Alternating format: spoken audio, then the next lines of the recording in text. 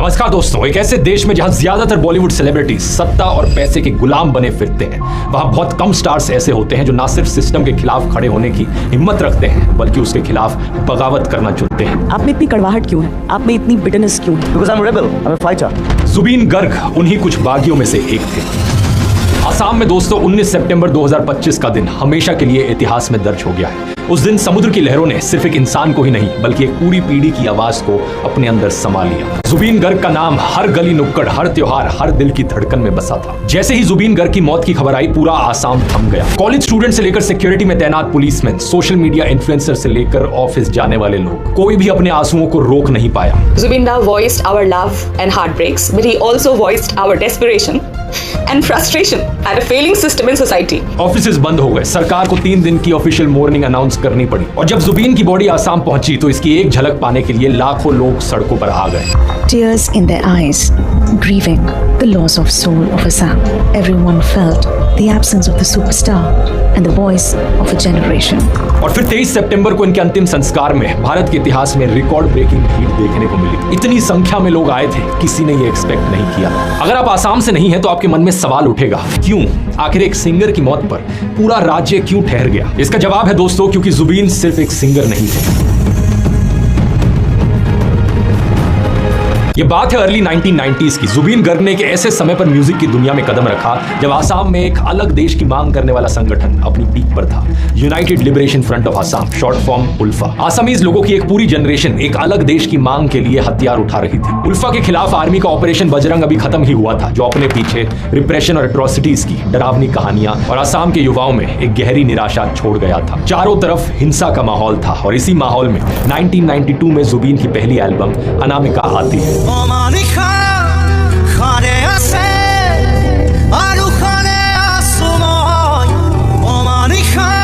लोगों में एक नई उम्मीद जगाती है। प्यार, निराशा और होप को लेकर उनकी मेलोडीज आसाम में चल रहे वायलेंस के बीच एक ताजी हवा की तरह थी। इनके गानों ने एक पूरी जनरेशन को प्यार के बारे में सिखाया।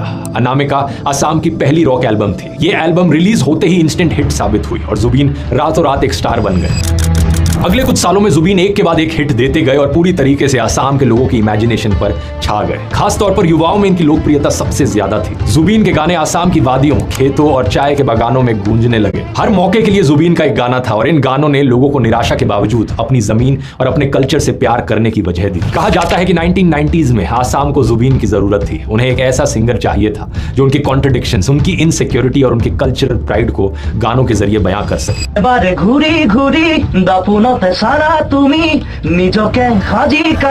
जुबीन ने एग्जैक्टली यही किया। कभी उनके गानों में पॉलिटिकल डिफाइंस होती तो कभी कल्चरल प्राइड। उनके म्यूजिक की रूट आसाम की जमीन, इसकी नदियां, इसकी फसलें और इसके कल्चर में थी। अपनी इमोशनल वोकैबुलरी से जुबीन ने ऐसे वक्त पर गर्व के साथ आसामीज में गाना और बोलना आसान बनाया जब एस्पिरेशनल लोगों में इंग्लिश लैंग्वेज डोमिनेट कर रही थी। उनके गानों ने एक ऐसी जनरेशन को कल्चरल और पॉलिटिकल कॉन्फिडेंस दिया जो ग्लोबलाइजेशन और माइग्रेशन के प्रेशर्स का सामना कर रही थी। साल 2000 तक आते आते जुबीन ज्यादातर आसाम के लिए एक आइकन बन चुके थे। पूरे आसाम में बिलबोर्ड्स पर उनका चेहरा रहता था और उनके गाने हर जगह सुने जाते थे। हर साल अप्रैल में होने वाले बिहू फेस्टिवल में जुबीन की सबसे ज्यादा डिमांड रहती।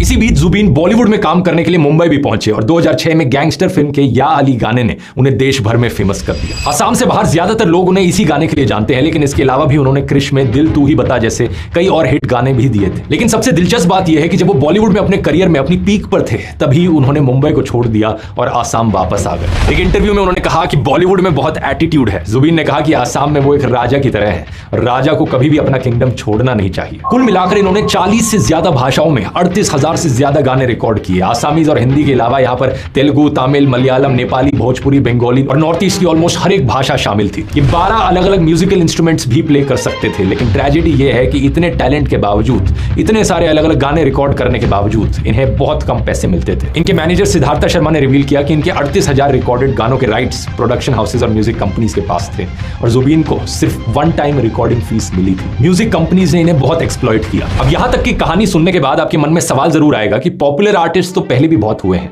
और सिंगर्स तो आज भी ढेर सारे बहुत हैं जो काफी पॉपुलर हैं, तो जुबीन में ऐसा क्या खास था? इसका जवाब है दोस्तों कि जुबीन की पॉपुलैरिटी केवल उनके म्यूजिकल टैलेंट की वजह से नहीं थी। आज हर किसी के पास जुबीन से रिलेटेड एक किस्सा है, उनके साथ एक तस्वीर है।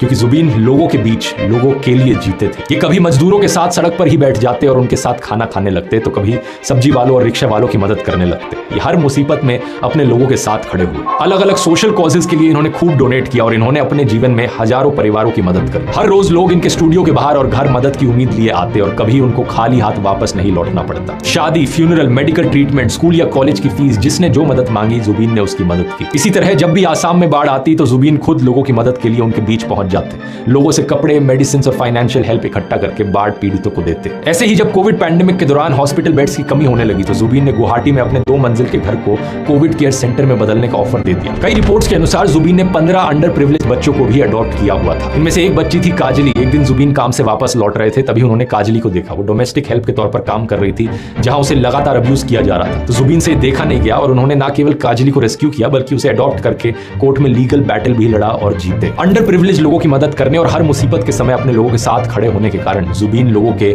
रियल लाइफ हीरो बन गए। लेकिन ये सिर्फ कोई फिल्मी हीरो नहीं थे, जुबीन एक बागी भी थे, एक रेबेल जो पावर में रहने वालों से हमेशा सवाल करते, चाहे वो पॉलिटिकल हो या रिलीजियस। आप में इतनी बिटरनेस क्यों है? Because I'm a rebel. I'm a fighter. I'm always a fighter. I'm not a politician. I'm a fighter. ये क्यूबा के मार्क्सिस्ट रेवोल्यूशनरी चे गुएवारा से बहुत इंस्पायर्ड थे। रेबेल किससे?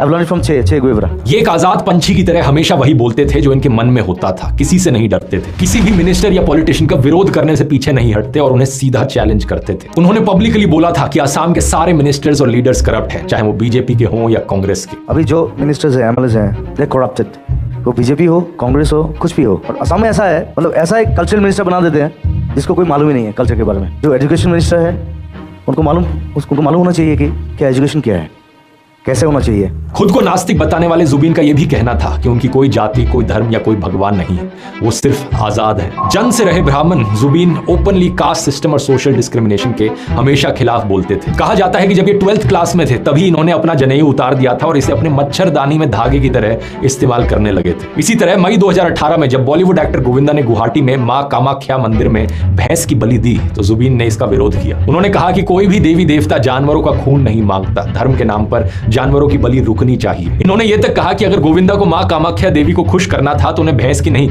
बल्कि खुद की बलि देनी चाहिए थी। जुबीन को आसाम के कल्चर और आसामीज भाषा से बहुत प्यार था, लेकिन फिर भी वो कोई शॉविनिस्ट नहीं थे। अप्रैल 2013 में उल्फा के एक फैक्शन ने आसाम के सिंगर्स को वार्निंग दी थी कि बिहू फेस्टिवल में हिंदी के गाने ना गाएं ताकि इंडियन कल्चर के नेगेटिव इन्फ्लुएंस से दूर रहा जा सके और आसामीज कल्चर जिंदा रहे। इस वक्त जुबीन एकमात्र ऐसे सिंगर थे जो उल्फा के खिलाफ खड़े हुए। इन्होंने जवाब दिया, who the hell are you, I don't care. उन्होंने कहा कि म्यूजिक की कोई भाषा नहीं होती। उल्फा को चैलेंज करते हुए सीधा कहा कि ये कहने वाले कौन होते हैं कि हिंदी के गाने आसाम के कल्चर को डिस्ट्रॉय कर देंगे। ये एक आउटडेटेड और बिल्कुल बकवास सोच है। जुबीन नहीं माने और बिहू फेस्टिवल्स में हिंदी के गाने इन्होंने गाए तो उल्फा ने इन्हें गोली मारने की धमकी दी। अब इंडिया में दोस्तों ज्यादातर बॉलीवुड सेलिब्रिटीज धमकी तो छोड़ो, छोटी सी बॉयकॉट की मांग से ही डर जाते हैं। और यहां जब जुबीन को एक मिलिटेंट ऑर्गेनाइजेशन ने जान से मारने की धमकी दी, ये फिर भी इसके खिलाफ खड़े रहे। जब आसाम सरकार ने इन्हें सिक्योरिटी प्रोवाइड करी तो पहले इन्होंने सिक्योरिटी लेने से ही मना कर दिया। इन्होंने कहा कि ये लोगों के बीच सिक्योरिटी कवर से ज्यादा सेफ है। इनकी इसी हिम्मत के कारण इनके विरोधियों को भी जुबीन पसंद आते थे। जुबीन के मुताबिक इसी उल्फा ने बाद में उनसे कहा था कि वो उनके भाई की तरह है और यही उल्फा आज उनकी मौत के बाद जुबीन को ट्रिब्यूट दे रहा है। इस तरीके के सेलिब्रिटीज आज बहुत कम मिलते हैं दोस्तों। जुबीन ने अपने लोगों के लिए किसी भी सरकार का विरोध करने से पहले 2 बार नहीं सोचा। जब मोदी सरकार CAA कानून लेकर आई तो आसाम के लोगों को ये बिल्कुल पसंद नहीं था, तो जुबीन एक आर्टिस्ट के तौर पर अपनी रिस्पॉन्सिबिलिटी से पीछे नहीं हटे बल्कि इसका एक बड़ा फेस बन गए। इन्होंने सीधे तौर पर कहा था कि ये मर जाएंगे लेकिन आसाम में CAA को लागू होने नहीं देंगे और जब तक वो जिंदा है CAA आसाम में लागू नहीं होगा। जब दिसंबर 2019 में CAA के खिलाफ प्रोटेस्ट हुए थे तो जुबीन ने इनमें एक्टिवली पार्ट लिया था। उन्होंने एक गाना गाया, पॉलिटिक्स नो करिबा बंधु, don't play politics my friend. Politics नो करिबा बंधु, जातिर मातिर गान गुनगुनाओ, पॉलिटिक्स नो करिबा बंधु। यह आसाम में एंटी CAA प्रोटेस्ट का एंथम सॉन्ग बन गया। इसके अलावा इन्होंने CAA के खिलाफ रैलीज भी निकाली, लोगों में डिवीजन को रोकने के लिए और प्रोटेस्टर्स की आवाज को एम्पलीफाई करने के लिए एक वेबसाइट की भी शुरुआत करी, assam-against-CAA.in। प्रोटेस्ट करते वक्त इन्होंने साफ कहा प्रोटेस्टर्स से कोई हिंसा नहीं करनी है। प्रोटेस्टर्स के खिलाफ वायलेंस पर सरकार से भिड़ भी गए और कहा कि सरकार को आसाम के लोगों का दर्द महसूस करना चाहिए, लेकिन वो बच्चों को मार रही है। साल 2024 तक भी आपको दिखेगा कि जुबीन CAA का विरोध कर रहे थे और उन्होंने कहा था कि जब तक ये कानून वापस नहीं लिया जाता तब तक वो इसका विरोध करते रहेंगे। लेकिन बात सिर्फ सीए की नहीं है दोस्तों, जुबीन एनवायरमेंट को लेकर भी बहुत एक्टिव थे। 2024 में जब बीजेपी सरकार एक फ्लाईओवर बनाने के लिए गुवाहाटी के इस एरिया में पेड़ काटने जा रही थी, तब लोकल लोगों के साथ जुबीन भी इस प्रोटेस्ट में शामिल हो गए। उन्होंने कहा कि डेवलपमेंट के लिए पेड़ों को सैक्रिफाइस करना अनएक्सेप्टेबल है, चाहे किसी भी पार्टी की सरकार। प्रधानमंत्री नरेंद्र मोदी और चीफ मिनिस्टर हिमंता बिस्वा शर्मा को इसके परिणाम भुगतने की वार्निंग देते हुए जुबीन ने कहा कि अगर सरकार ने पेड़ काटे तो वो रेवोल्यूशन शुरू कर देंगे। उन्होंने ये तक कहा था कि अगर सरकार को पेड़ काटने हैं तो वो उन्हें भी काट सकती है। इसी प्रोटेस्ट के कारण दोस्तों बीजेपी सरकार को उस समय पेड़ काटने का अपना प्लान रोकना पड़ा। इस सबसे आपको पता चल जाना चाहिए दोस्तों कि जब एक सेलिब्रिटी अपनी आवाज उठाता है उससे कितना फर्क पड़ सकता है। लेकिन अनफॉर्चुनेट चीज ये है कि हमारे देश में ज्यादातर सेलिब्रिटीज हमेशा पावर के साथ खड़े रहते हैं, कभी भी लोगों के साथ नहीं। आपको किसान आंदोलन में याद होगा कैसे बड़े बड़े क्रिकेटर्स, एक्टर्स और बाकी सेलिब्रिटीज ने ट्वीट करके इंडिया अगेंस्ट प्रोपेगेंडा का हैशटैग चलाया था किसानों के अगेंस्ट। इन सेलिब्रिटीज ने कभी लोगों के इश्यूज पर, किसानों की मौत पर कोई ट्वीट नहीं किया, लेकिन सरकार के सपोर्ट के लिए हमेशा खड़े रहे। हाल ही में तो हालत इतनी खराब है कि प्रधानमंत्री के बर्थडे पर भी सारे सेलिब्रिटीज, क्रिकेटर्स लाइन में लग जाते हैं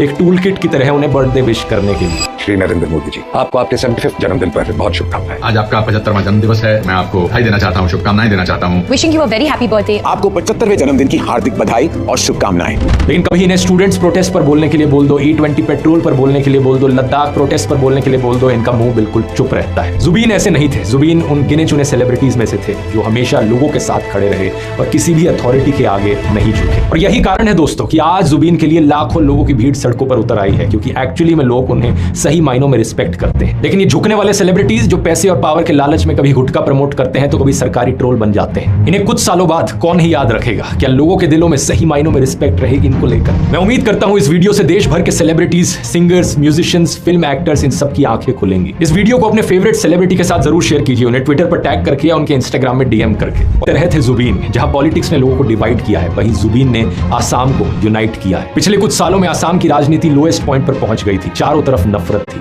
लेकिन फिर भी जुबीन की मौत ने पूरे आसाम को एक कर दिया। हर जाति, धर्म, क्लास के लोग उन्हें विदाई देने के लिए साथ आए, क्योंकि जुबीन सबके थे, एक सच्चे जन कलाकार। उम्मीद करता हूं ये वीडियो आपको इन्फॉर्मेटिव लगा।